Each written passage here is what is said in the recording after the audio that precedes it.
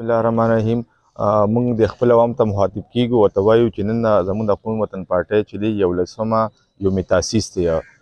زموږ پارټي وجود کې راغلی وه او دې کې هیڅ شک نشته چې د زموږ کم ورکران دي، زموږ کم مشران دي، د پارټۍ ورکران دي، هغوی د پارټۍ لپاره ډېر زیات محنت کړی چې په لږ وخت کې الحمدلله موږ د خپله پارټي ډېره مخکې بوتلې ده.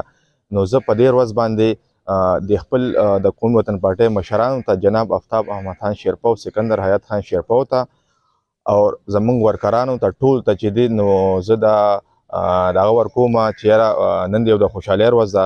په دې ورځ باندې تاسو کوشش وکړئ چې زموږ د قومي وطن پارټۍ چې کوم منشور دی دا چې موږ پروموټ کړو، دا موږ د خلکو غوږونو ته ورسوو او موږ جنډه ولګوو، ټوپۍ ولګوو، بیج ولګوو او دې خلکو ته وښایو چې زموږ قومي وطن پارټۍ چې یو طاقت دی او انشاءالله موږ به خپل مشران او د عوامو سودریږو. نو دې کې تاسو چې شرکت وکړئ، نن راشئ شیرپاو ته راشئ چې موږ د خپل قومي وطن پارټۍ سره ودرېږو. مننه.